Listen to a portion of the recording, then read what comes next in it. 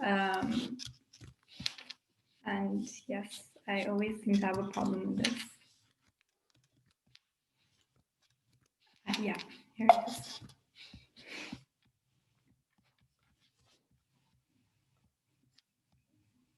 Is it? Yeah. Okay. Okay. Go ahead. Okay, great. So I'd like to say hello, everyone. Today I'll introduce my book, which is a 4-year anthropological research conducted with Muslim female volunteers in Belgium. The majority of my interlocutors, although they were born and raised in Belgium, they come from Turkish families. I have some who also have Moroccan origins and some who are white Belgians, but the majority of them are Turkish. So I'd like you to keep that in mind as I go on. So why in the first place I believe this research is important is because when I first began reading other works in anthropology, and especially in the anthropology of Islam, the impression that I got was that Muslims are only concerned with piety. The bulk of literature really concentrated on pious circles and the mosque, Islamic education centers, and even more informal spiritual circles. And I thought, of course, if you're looking for piety in religious spaces, then that is what you're going to find. And yes, this research, all these researches were very valuable in the sense that they deconstructed the idea that Muslims are pre-modern, they're not open to development, they're backwards, etc., by showing their systems of education and knowledge acquisition. But they also, in a way, reaffirm this idea that what we always hear on the media and in the public space, that Muslims are always preoccupied with religion. And I'm not saying that this isn't true. As you may know, the late scholar Sabah Mahmood said, piety is a lifelong ethical pursuit. So of course, an ethical lifestyle is a concern for most Muslims, and it does take up a lot of their daily endeavors. And the anthropologist, famous anthropologist Talal Assad said, the Islamic concept of religion, which is deen, is very different from how we understand religion in a Western context, because deen doesn't have a designated space. Deen is the whole of life. It encapsulates every aspect of life. So if the ethical is a lifelong pursuit, and if deen is in all of life, I ask myself, why do we look for religion in very specific religious spaces, right? Why do we reinforce this dichotomy that there is a religious and that there is a mundane, and Muslims are more on the religious side? So taking off from these questions, I looked at how the volunteers pursued an apparently very mundane practice, which is volunteering, with a very religious motivation.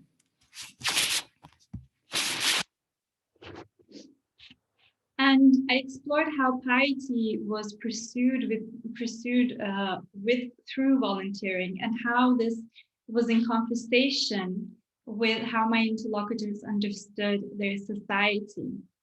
So piety is not by itself, it's not in a capsule, but it develops in relation to how my interlocutors understand the society that they live in. And although volunteering itself had a very religious motivation for my interlocutors, the form and content was heavily influenced by the public. And this is a picture, for example, of my interlocutors demonstrating in the streets of Brussels against violence towards women. And for them, this was a very important event that they took part in. And although in itself it seems very something very common to do, it is, like I said, it also carries for them a religious burden as well, that they need to take part in this. So before we go into the social context, let's talk about the religious motivation. Now, giving is very intrinsic to Islam, right? Historically, it is as old as the religion itself to give altruistic giving. And there are different forms of giving, in charitable giving in Islam. Like you have zakat, which is an obligatory almsgiving and a form of charity. Sometimes this is collected by the state in the form of tax, depending on your income. And you have sadaqah, which is a form of voluntary giving, which is not state controlled, but it's left to the benevolence of the person. It doesn't have a space or time, etc. You can donate depending on your goodwill. And you have the sadaqah jariyah, which is continuous sadaqah, in that the donation that you make or whatever you give has a long-lasting impact. Like you may donate a building, a hospital, a school, you may make a fountain for public use. So these things that have a continuous effect on society are called sadaqah jariyah. And it's important to give in the Islamic tradition because it is believed that the more you give, the more you purify yourself, your intent, the stronger your connection is with God. And also your wealth is purified as well. Now, there isn't anything against being wealthy in Islam, but you do have, if you have a certain income or certain wealth, you do have the responsibility of taking care of people around you. So this idea of giving and benevolence basically takes the form of volunteering in modern societies. Right, volunteering is basically the more institutionalized version of all of these, because bearing in mind my interlocutors living in Belgium, of course, they don't have a system of zakat or a system even of sadaqah that you would in a Muslim majority country. So volunteering is not only a way to really honor this tradition, but it's also something that is understandable by the majority society, because in the West, volunteering is also very important. And also, this is important for finances as well. Like, you want to be transparent, right? If you're a Muslim group, and if there is money transactions going on, or if you're networking, you want to be transparent and you want to be understandable, because it can also land you in a lot of trouble. And it has landed some Muslim networks in trouble if they're not careful enough with what is going on in their networks.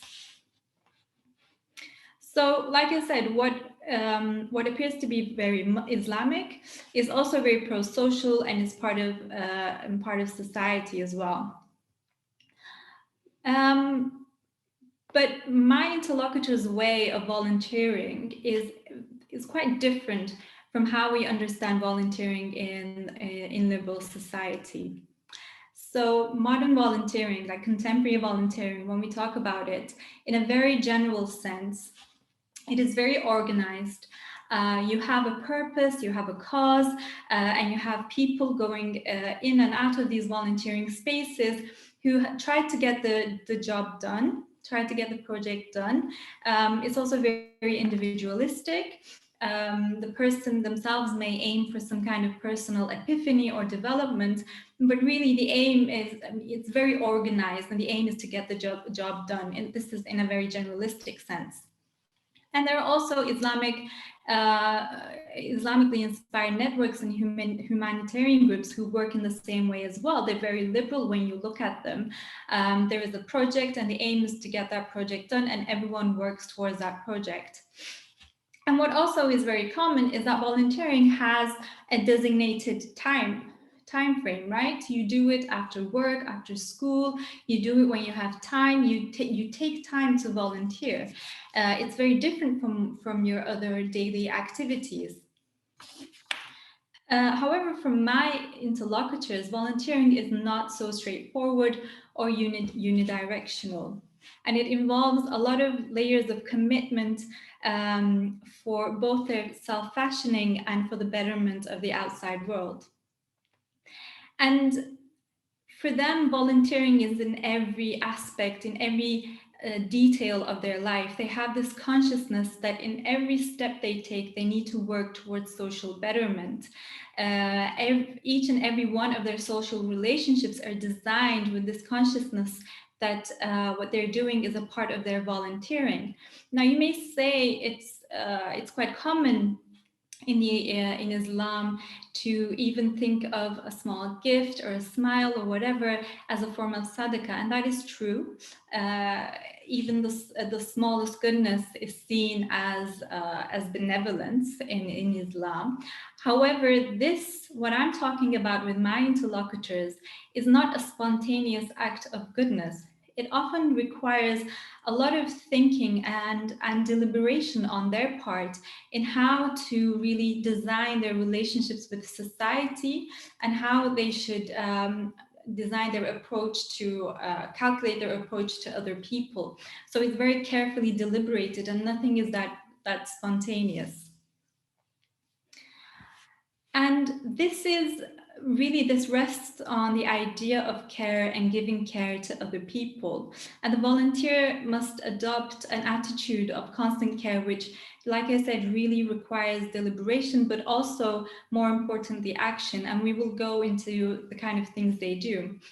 So basically, they don't have this organized project that they focus on.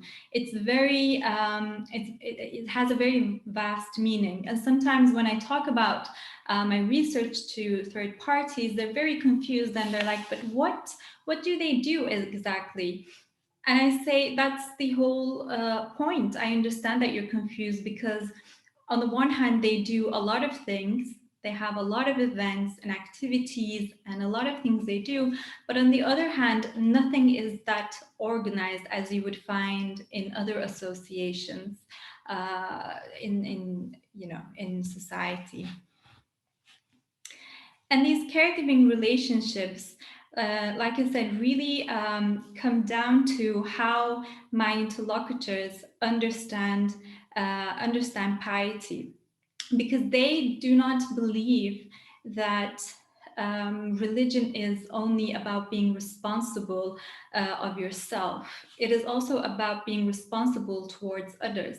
And this must not be confused with proselytizing, because it's not about conversion or whatever. It's really about social betterment and committing to the betterment of others. And this could be, for example, economic betterment, educational betterment, because they're in Belgium.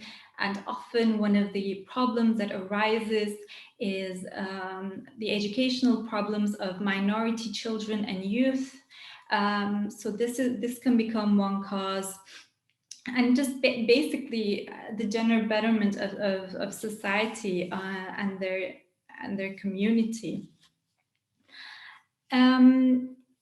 And what they often tell me is that, a good Muslim cannot expect God's repentance by just praying 5 times a day. Ibadah, personal worship, which is ibadah, it doesn't really, it doesn't mean much if you really desire God's consent. And what this means is that as a Muslim, you are already obligated to do your basic personal worship, right? Or you have to fast, you have to pray, you have to do certain things just because you were created, just because of your creation. Like, this isn't something exceptional. This is already what you have to do. So this is not going to atone for your sins. What is going to atone for your sins is what you do beyond yourself, what you do beyond the personal. And what you do beyond yourself is what you do for others, basically society. And that what you do for society is something you do for God. So there is a triangular relationship there between the individual, between God and society. Everything you do for others basically goes to God because it is beyond yourself. And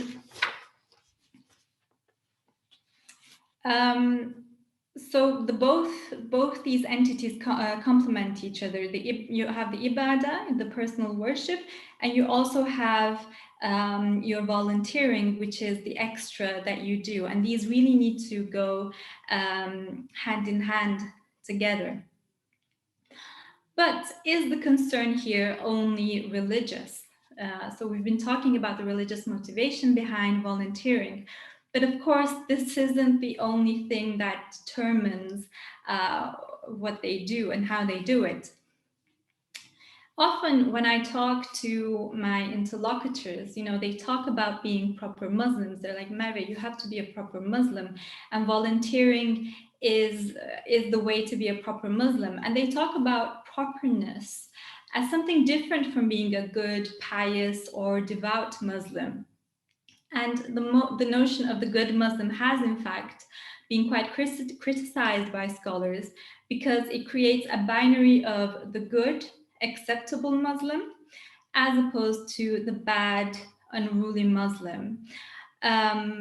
And the proper Muslim is, in a way, located in the middle of this debate because not only are they pious, but at the same time, they are in propriety with society. And this is very, very important for the volunteers to be in propriety, to be understood by your neighbors, by your non-Muslim community, right? And often my interlocutors repeat that they're different from other Muslims who may also be very pious, but they're not that socially in tune. For example, you have a large Moroccan community in Belgium, and they often compare themselves with the Moroccans. And the argument is that, the Moroccans do not show the effort to be in sync with society, which is why they have all these tensions, they have all these problems, and they're being singled out in politics and in the media because they just resist their context. They cannot become part of that society, and you can, as a Muslim, become part of that society. You just have to think about it. And volunteering for them is an answer to these tensions, because not only are you advancing yourself, you're advancing your own community and the people around you. So basically, you're doing something that will make you accepted by the others, right? You're contributing, and for them, that is what is expected of them, to contribute in a sense, not always appear with problems, but also to contribute and solve those problems. And like I said, the Turks and the Moroccans, the majority Muslim communities here, they often come up in the media and in public debates with their issues like education levels, but also radicalization, the issue of gender. And in the case of the Turks, for example, that they're too closed as a community and they don't mingle with others. Maybe you remember a few years ago when we had a series of attacks in Europe. We had them in Brussels and also in France. The people who, the culprits, were linked through a network that was located in one of Brussels' neighborhoods, Molenbeek.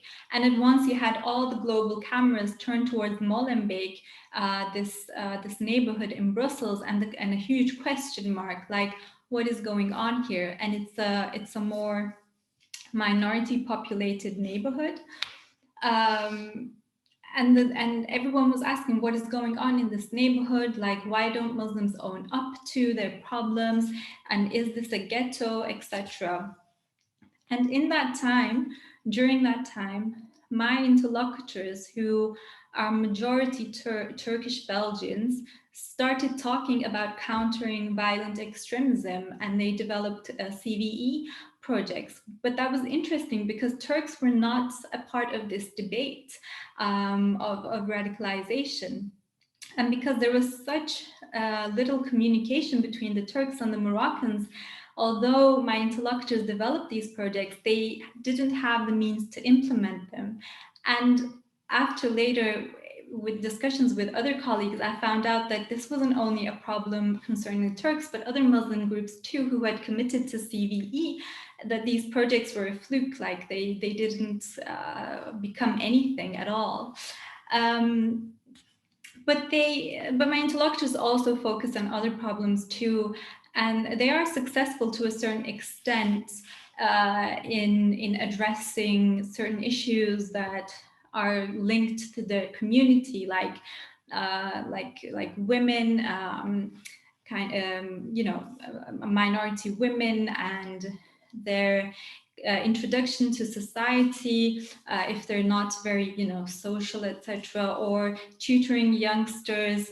and helping them through their education. So you have all these different things that they focus on. But the main idea here is that the topic that they pick is often the topic that is the most covered, like CVE now, counter violent extremism, is not really a big deal for my interlocutors. Now the biggest problem is the pandemic and what can you do to make people's lives better during the pandemic.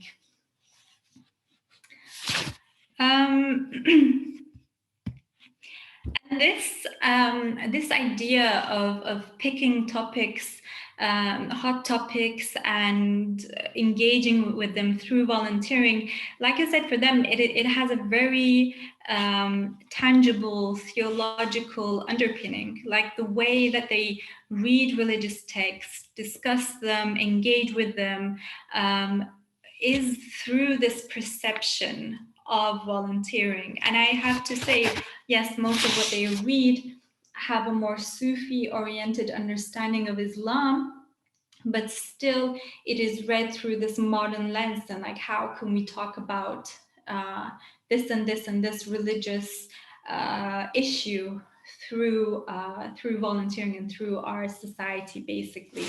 So for them, it's really something very ingrained in the way they understand religion. And another thing that I want to touch upon is that volunteering is something that is done for life. Unlike most contemporary forms of volunteering, because the ethical is a lifelong pursuit, of course, they believe they have to commit to volunteering for a lifetime to perfect their inner pious disposition, but also their volunteering, like, it's always about advancement, doing the job better. And the better you do the job, of course, the better Muslim you are. And of course, such a lifelong commitment can often be very difficult. Like, what isn't? If you commit to something for a very long term, of course, it's going to be difficult. So they really do rely on each other for motivation and daily inspiration. You can see some of their activities. They come together. They really work as a group. I think this picture is from the city hall, where they come together with non-Muslim associations, just general other associations, and try to do art together and engage children also.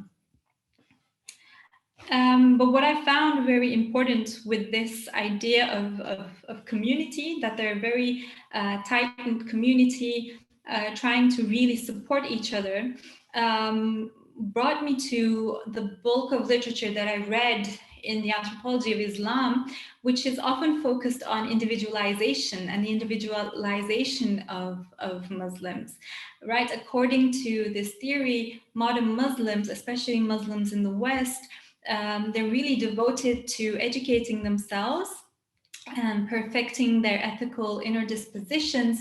And this focus on the self, really advancing yourself piously, leads to a certain individualization, as opposed to the pre-modern Muslim, whose piety depended on the social. And what that means is that, before self-education and before focusing on the self, people performed their religious obligations, basically, not because they knew, but because they saw from the people around them in society doing it.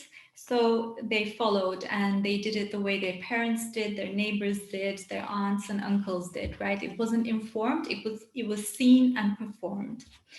So you have, like, again, a dichotomy: the individualized, knowledgeable Muslim and the social social Muslim who doesn't know but does at the same time. But this wasn't the case for my interlocutors. As you can see, they're both very informed, but at the same time, very socially connected. They rely on each other for their pious development. They also rely on society at a certain level for their pious development, because they need to do something for society. But they also focus on their inner self and perfecting whatever they do. So for me, this really debunked this individualization theory and show that no, Muslims are actually their ethical trajectory is very relational, right? It's based on relational ethics and caring not only about others but between each other as well. And when I talked to one of my interlocutors about this, she said, and I quote her, "It is such that Belgium is not a country where we live with Islam on a daily basis. The atmosphere is not Islamic. If you're not engaged with religion frequently, you simply forget. For example, you may not be able to pray at work. First, you feel guilty about it, but then that guilt diminishes over time and eventually you stop praying by choice. Piety is a way of life that needs continuity, and that continuity can only come through community bonds and motivation." So here she's really trying to explain how fragile the pious trajectory is and that religious obligations are in need of constant reminder, right? It's easier when you live in an environment that is predominantly religious. The performativity of others reminds you of your own obligations. But if you're living in Belgium, a country where religion is private and secularism is the norm, what are you going to do? And you cannot always pray wherever you want, or sometimes you can't use your headscarf if you're a teacher, if you work in the public sector, etc. So what do you do then? You need a way of life that doesn't appear so religious but reminds you of God, and that is where volunteering enters the scene. It really enables a religious lifestyle in a difficult environment. And what is interesting is that this difficult environment does not only have to do with the secular society, but also even in cases their own families. I don't know if this is true for other Muslim communities, but when I talk with my Turkish interlocutors, what you often hear is that, my family is not very open to me being pious because I'm young, I have a life ahead of me, and they feel like, if I look pious, if I behave pious, then I'll be othered and I won't have the opportunity to be successful. They say that their elders believe that a pious lifestyle is not compatible with every day, which is interesting because it's a very secular idea that on the one hand you have the religious, and on the other hand you have your everyday. But these people aren't not religious. Their elders are often practicing Muslims. However, for them, a practicing Muslim is someone who has already retreated from everyday life, or someone who doesn't have such high ambitions. And my interlocutors, who are mostly, I would say, 85% of them are under the age of 40, so they have a lot going on for them. They want both of the two worlds. They want to be pious, they want to be successful, but they're in this conundrum. And every day is another contestation with people around them, their families, their friends, but also, like I said, the system itself that doesn't allow them to look or behave religious or as Muslims. But often, they say this itself, volunteering itself, has allowed us a path through this conundrum, where we can say, yes, look, you can have both lifestyles. Religion can be compatible with everyday life. You can do something for God and take part in the society around you and appear very, very successful. Now, a person, an individual woman cannot have that power to change much, right? I have very successful interlocutors. Some of them were doctors, PhDs, scientists, lawyers, but they felt very constricted in their own circles. But whenever these people came together in their associations or in an event, they felt more empowered. Like if you have a group of women who are really performing success, you read their activities in the news, and they really show like a collective identity, then you have more power to say, yes, look, this can actually happen. And this is what they believe, and it's interesting to see how that works. And also what it does is that it provides an example for those women who come after them. Most of my interlocutors were second generation. So their families came from Turkey, their parents came from Turkey, or their grandparents. And they didn't have much opportunity for education, or to, you know, to show much success, or to go to college or whatever. And they didn't have examples. But what this network of people do is that they show that it is possible as a young Turkish Muslim woman to become someone in the Belgian society. And they really do a lot to show that to the younger generations who come after them as well, to show them, yes, it is possible. You can do something for God and also be very successful in and visible in a society that will not probably allow you that opportunity if you were an individual. And how they find the balance between the mundane and the religious is also very noteworthy. And this will probably be my final note, and I'll try to wrap it up. So in the first years of my fieldwork, I was very lucky to attend this concert with my interlocutors. It was a concert of Natasha Atlas, and I don't know if she's as popular in the US as she is in Europe, but basically she's an Egyptian European singer and performer. Like, she performs dances, Oriental dances, during her concerts. And my interlocutors were partnering with her PR people, and the concert was taking place through the name of their association. So there was like a partnership. And one of my interlocutors, who's a very pious woman, she was trying to, you know, convince people to go. And then during the concert, I saw we were a mixed group, like men, women, children. And I told her, like, you know that this woman, she has like very sensual dances, right? You know about this. You won't be uncomfortable with the men and stuff around. And she said, no, I mean, I don't think anything will happen. But then, of course, it did. I mean, during the concert, Atlas started to dance. And then at one point, her husband turned around and he was like, where have you brought us?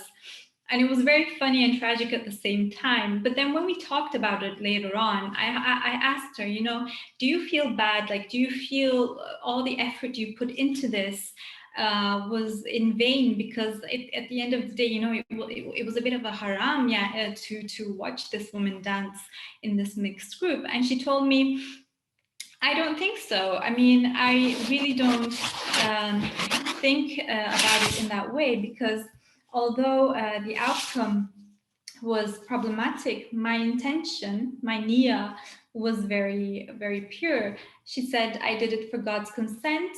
Okay, it wasn't a very desirable situation, but my aim is pure. And in the end, that is what matters, your niyyah, your intention.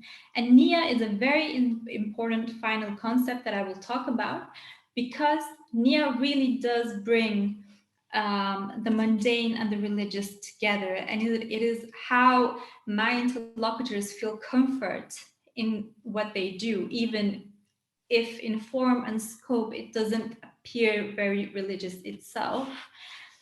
Because a lot of scholars argue that, you know, yeah. If I maybe we could shift, because not that we're taking a lot of time, but maybe to have a conversation and pose some questions, both Sure. for our audience. It's a great presentation, and I want to make sure that people pick the book up, because it's very, very important. So if you allow me, maybe just a few questions to have the conversation going, and Yeah, absolutely, yes. in this sense. Maybe just give us, what is the demographic of Muslims look like in Belgium? So your research was focused on the Turkish component of it, which I know it's a sizable population. And you mentioned the Moroccans. There were increasingly Somali community in Belgium as well. How does it look like? What's the demographic looks like? I couldn't tell you at the top of my head. I had taken a note of that book, but this was not a question I was expecting. But of course, you have I mean, there is a large community. So after the Italians, I'd say the Moroccans and then the Turks are the largest migrant group in Belgium. So you have really a considerable population there. Okay, and you mentioned a little bit about maybe the perceptions of Turks over Moroccans and the Moroccans possibly perception. Yeah. How much, if there's any cooperations, or is it completely different zones, that Moroccans are in one place and the Turkish in one place, and then the institutions behind them, what type of institutions that are there? So I'd say, my observations show that there is really very little cooperation between the two groups. And one of the main reasons for this, well, first you have a country that is split by language, right? So you already have like the French and the Dutch communities, and this becomes a problem. And you have the Turkish community who's really very focused on their own self. So they really have like their own neighborhood, etc. But the Turkish really hang out with the Turkish. That's what I would say.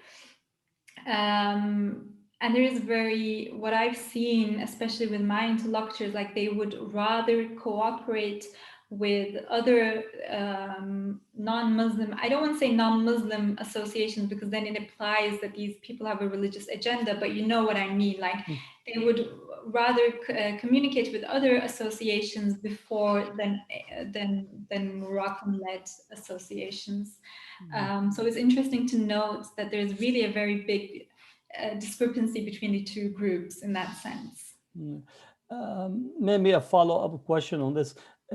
Now, within the communities, how much is, let's say, the Turkish population connected to Turkey, both in terms of culturally, institutionally, religiously?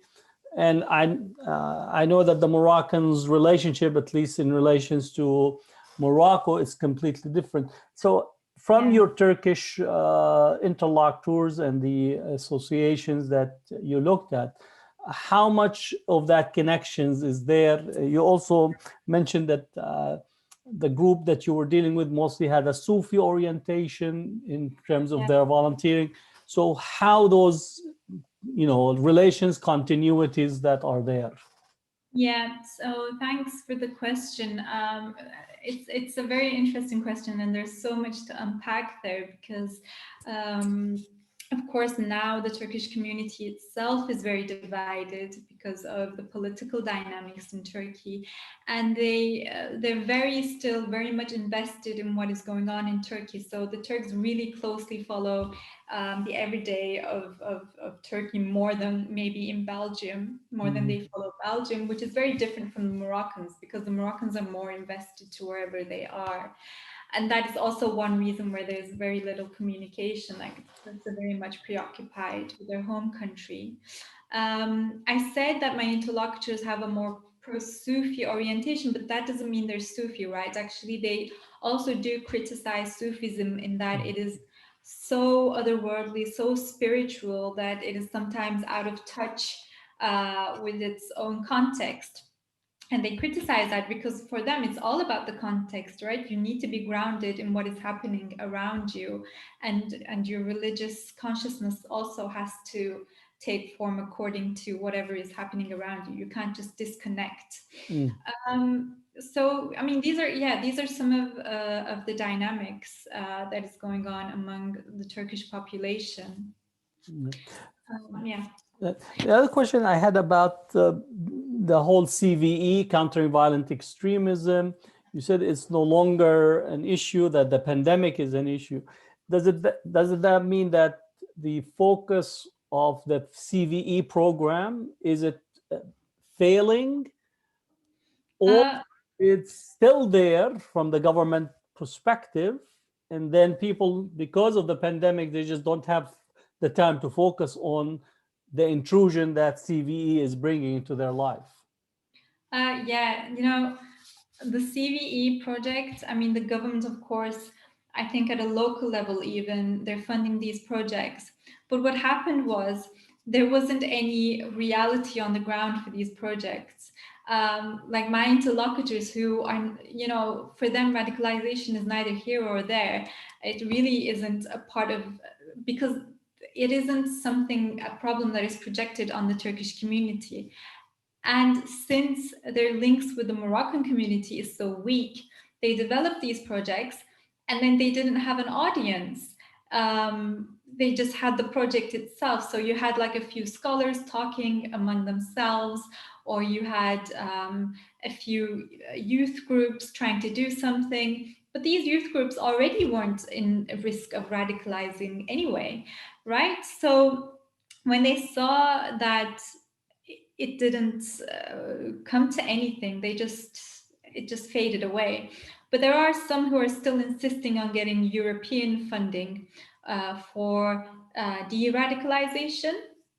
And what it is like, they're opening, for example, book clubs to bring the youth together to de-radicalize through reading or something like that. So it's not like you have these really huge, well thought, developed projects. It's about how the money flows and trying to be part of that discussion as well.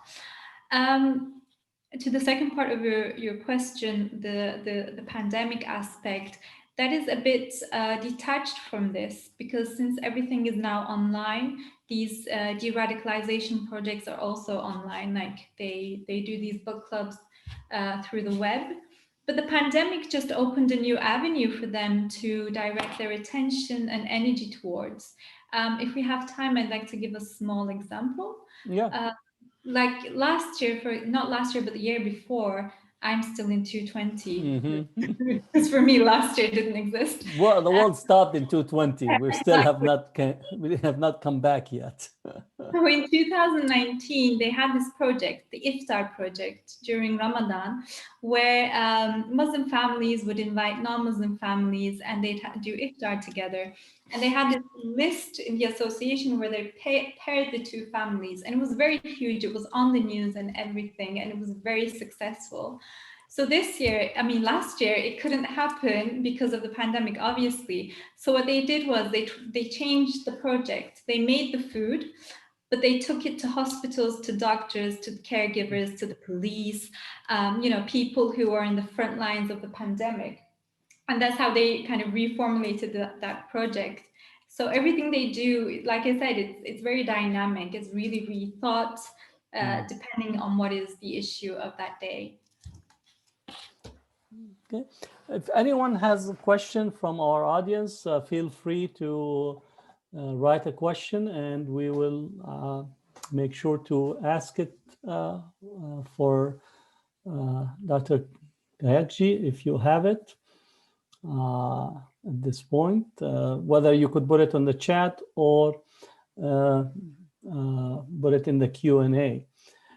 So maybe from me, the last questions is about, do you have any future research projects, both whether it's in the Turkish population or in Belgium in general?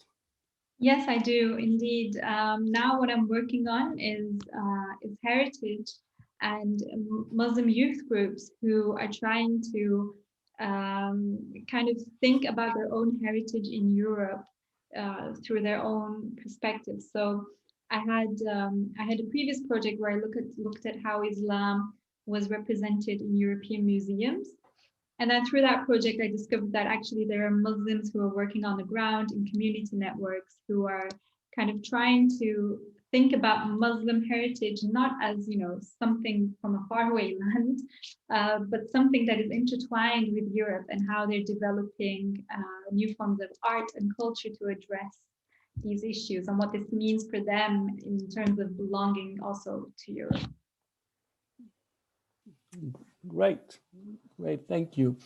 Really, this was a wonderful conversation. I do still encourage people to make sure that you pick the book up, share it on your social media, and make sure that you continue to support the really research and upcoming scholars that are doing some monumental work. If you don't study and you don't put some critical research out, then the stories are written about you, and we only can complain about it from outside. So when we write our own narrative, our own stories, even entanglements and in difficulties, we're able to actually narrate and put context to the community. So really, Dr. Merve Kayikci, it was a pleasure having you with us. And this recording will be available. We'll put it on YouTube and we'll send it out also to our mailing list for people to watch. Thank you. Thank you very much. And I'd just like to say, if anyone has any questions or whatever, I mean, they can always contact me also personally. But thank you for hosting me. It was my honor. It's a pleasure. It's a pleasure. For all those who join us on Facebook, thank you for joining us. And also likewise, we saw your shares and so on, and I haven't seen comments yet, but look forward to our continued engagement with you. So, Assalamu alaikum, and good to see you, and welcome to everyone. Thank you very much. Bye. Bye.